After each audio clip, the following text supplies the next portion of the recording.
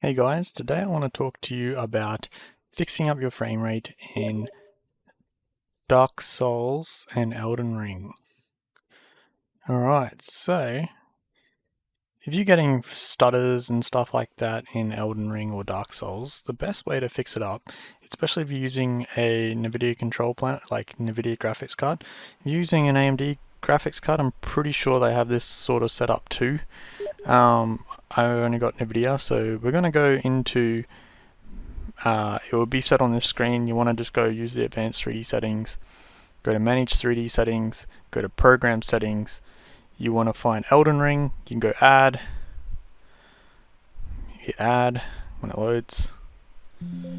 Yep, and then you find Elden Ring in here and you open it up. You want to go all the way down to vertical sync and you want to turn vertical sync on. The other thing you can do for Elden Ring or Dark Souls, you can add Dark Souls 3 in here too. Pretty sure. I don't know if I've added Dark Souls in here yet, but I'm going to do it.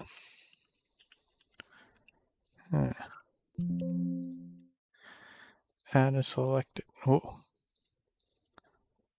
Dark Souls, where are you? I guess I don't have Dark Souls in here yet. So I'll go back to Elden Ring.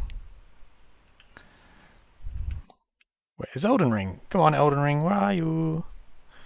There you are. So, yeah, turn on vertical sync, hit apply, wait for it to load. Alright, so that will get rid of your screen tearing, and it should also smooth out your game a little bit. The other thing you can do in Elden Ring is if you have, I'm using MSI Afterburner, but it's called Riva Tuner. You want to install Riva Tuner, which usually comes with MSI Afterburner. So this thing down here, you hit the, I might leave Riva Tuner download or this Afterburner download in the description below, so if you want to get this, you can. Okay, what you want to do, I've already added Elden Ring here, but as you can see, you just want to go, okay, so to add in a game, to add an Elden Ring, for example, we go into a library, we can find where Elden Ring belongs by right-clicking your game in library, go to local files, go browse.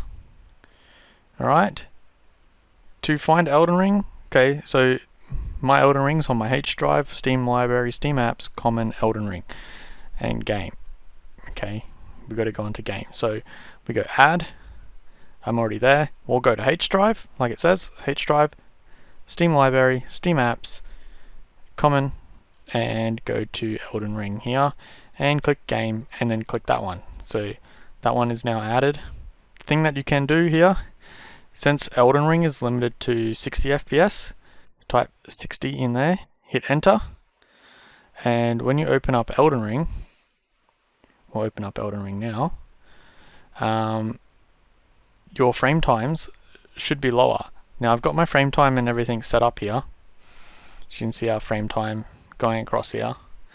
But in the game, the lower your frame time is, the faster the response rate will be. So if I plug in my controller that I have here, my handy dandy controller, I'll just plug it in as it's loading up the game, because I don't know how to use keyboard and mouse on this game. So I'm using an Xbox controller, if you're wondering why it connected in so easily. We'll go continue, and here we are in Elden Ring now. Now as you can see, my frame time is up there, it's the green one at the bottom. So my frame time is 18 to 20 milliseconds, which is great. Now if you don't have the Riva Tuner turned on, your frame times will probably go up to like 24, up to about 24 I think. So let's turn off Riva Tuner. We'll just Alt Tab and we should be able to turn that off. We'll close that. We'll turn this back to 0 like it is normally, and we'll go back into the game. and as you can see, it's sort of staying up near 19 to 20 now. So, and it feels delayed when I move left and right slightly. And if I'm using the mouse and keyboard, it feels a little bit slow. So if you want to fix that up, if you want to fix up your sluggishness, I would recommend going out, changing this to 60, the same rate as the game. I believe this will work in other games as well. Now it feels responsive. Move the mouse around and jump around, it doesn't feel delayed at all. And the reason why it's not fitting on my screen is because we are in... What are we in? Maybe because we Alt-Tab before. Let's do that. Now my frame times will go up a little bit because we aren't reaching 60. And we're at a high resolution setting here. And the 2080 is not really meant to go into 1440p. Though it can do it. So go back down to 1080p. And you watch our frame times, they're moving down to 17. So with Riva Tuner off, your frame times are higher. So look, we reached 26 there, which is fine. It will still jump up and down a little bit. The more you move around... Okay, so if we lower our... it still feels really responsive though, even though the frame times are jumping everywhere.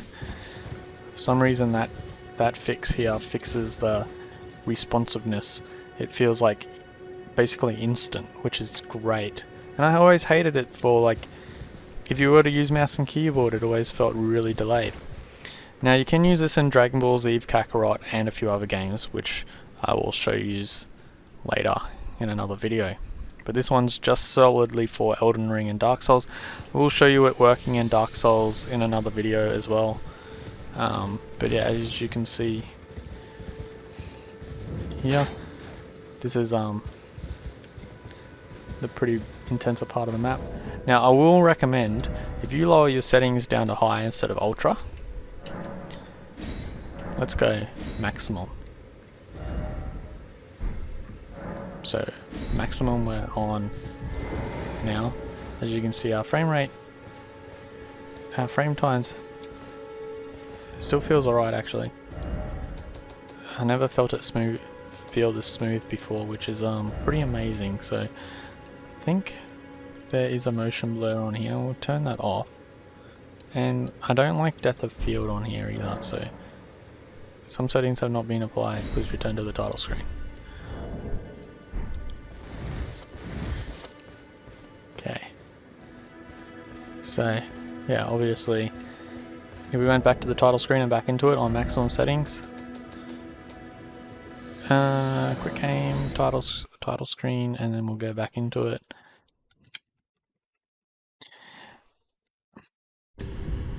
It shouldn't make too much of a difference to our frame times. Let's see what happens. Maybe I'll just have to play on high.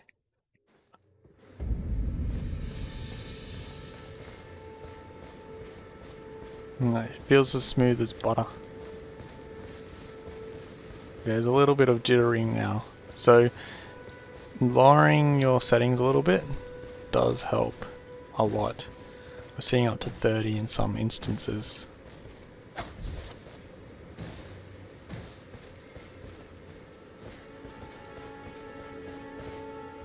Yeah, I might just play. We'll move all these down to high, because there's not much of a visual difference between. Leave grass quality on high. Look at that. Our frame time graph, the green one in the top left corner, is now stable. You might jump up to 20 every now and then, 20 milliseconds, which is barely noticeable. Alright, let's go and kill a guy, and oh,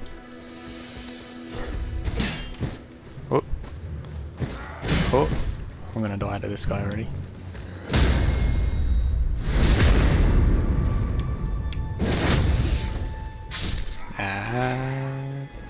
I killed him. Alright, let's go and kill another guy. I love killing these guys. These guys are really easy to kill, so bang, bang. Oh, you know what? It makes it a hell of a lot easier to parry. Oh. Maybe not. Just got to parry at the right time. Since it's less, since it's more responsive, parrying is easier to time, because sometimes when the frame times are higher, like take longer to do, your parries are going to be out of sync. So you want to try and sync it in with your in time, otherwise you're going to be like, one time it might be right and the next time it might be wrong. There we go.